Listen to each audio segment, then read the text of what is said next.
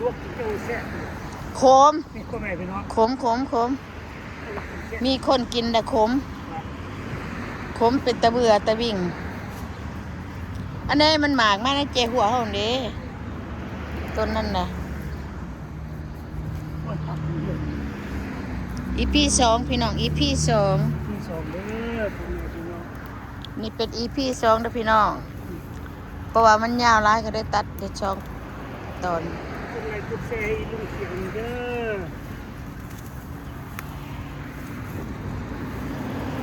อยู่ไอ้คนลกหยาประตูนั้นลกหยาปักจีได้คือโปเก็บเอามันเป็นหรอหยานี่พ่อแม่พี่น้องเพราะว่าปักจีจะอีพีสองเด้อพี่น้องฮะกินกระตำบักถั่วเจ้าเด้ว่าต้นหญ้านี่เพราะว่าดอกไข่ข่อยน้อยในต้นมันใหญ่ไว้เนี่ยต้นพักแกงข้าเจ้าได้ข้าเจ้ากินอยู่อันนี้เป็นยาเป็นยาคนออกลูกพวกพี่น้องมุ่งหรือคนกินนั่นยังอยู่ท่านเบิด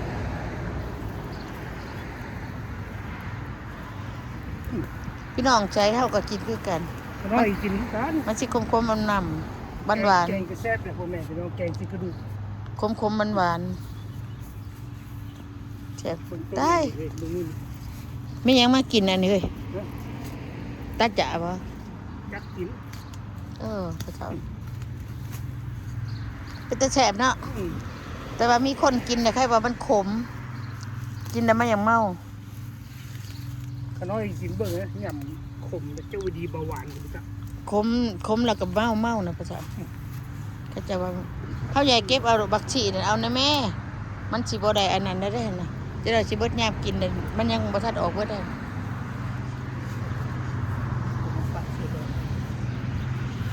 ตัวไรมันไก่หัวไฟเล็ดออก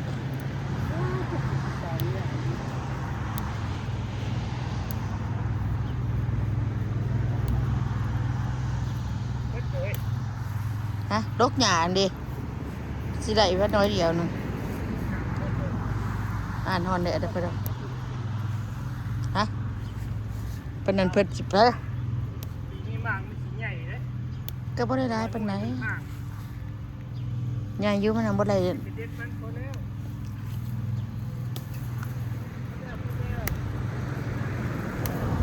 พอเท่าดอกหน่อยมันดีไปแล้วเก็บบนทัดนะมันโดนลงอีก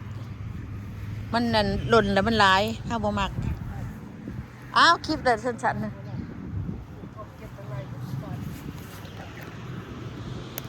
มึงดูพี่น้องงาม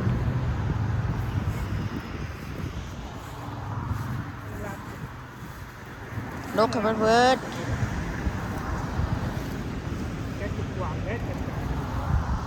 กวงมันก็กินพ่อกวง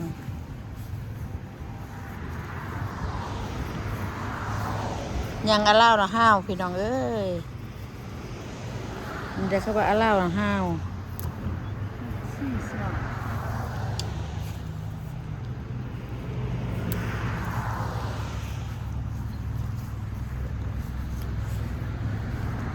อาลาวละห้าวอาลาวละห้าวอาลาวละห้าวเบิกดูมีบากปะเถ่าทางดอกมีบากอันนี้ก็มากันนี่ดิมันยังหน่อยโอ้ยเอาไปใส่ละก็อยากกินกระยามันเนี่ยเลือกกินมาเขาจังกินข้าวอันนั้นอ้าว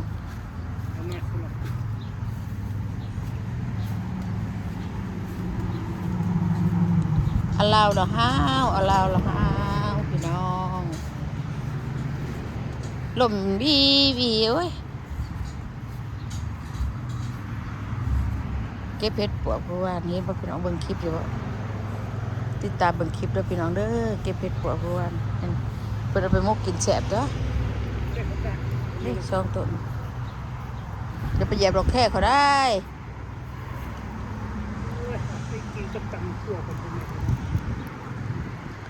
ขนมบ่ได้อันเด้อไหนนะบ่ได้เอาบ้านให้นี่อยู่ในมันบ่อึดบ่อยากอยู่บ้านเฮานี้อันนั้นก็คือฮอกพ่อแม่พี่น้องพักอีตูดีได้ตำมักส่วนบ่หลายเท่าแบบอ้าว ไม่เจ๋งสิ มันคนละเรื่องนะเก็บปลากระไรอยู่ วันเจ็บเฮ็ดแถวนี่แหละพ่อแม่พี่น้องของเราขน้อยเป็นมกกินแซ่บเด้อพ่อแม่พี่น้องเด้อกิน มันเป็นเห็ดปวกเด้ เพื่อ เห็ดปวกพาน เพราะว่ามีแมงไม้กินนั่นน่ะ ไปย้ายไปพุ่นเนาะมันเป็นเห็ดปวกพานเดี๋ยวมันก็ออกอีก ต้นอย่างพ่อแม่พี่น้องไปเด็กอันนั้นเนี่ยไปนี่ว่าต้นอย่างเนี่ยเมนมาบอกเนี่ยขมเลยพ่อแม่พี่น้องเจ้าดีเบาหวานกับโบจักน้อยยังเบิ่งขมที่ปากที่คอ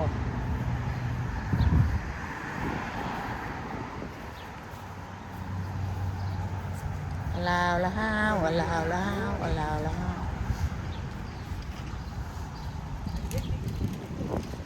จะเฮ็ดหยังอันนึงก็หลายออกหลาย พ่อแม่พี่น้อง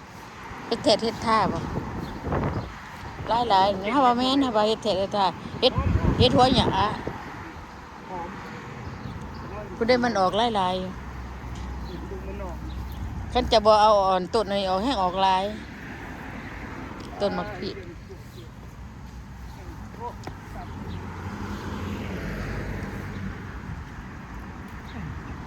อยู่อาจูนี่มาลกหยาพ่อดอกติอันดกให้ในต้นนึงนะอันนั้นบักทั่วลูกว่า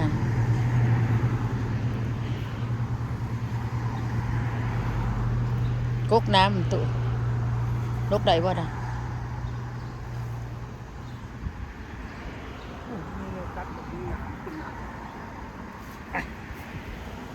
โอเค จุดที่ขึ้นมา ม โอ้พักเที่ยวก็งามเลย เอา รถตอนยอดเอาโอเคเด้อพ่อแม่พี่น้องขอบคุณขอบใจที่ติดตามกดไลค์กดแชร์ให้ปลายลุงนี่เด้อเอาไปบ้าย บายพี่น้อง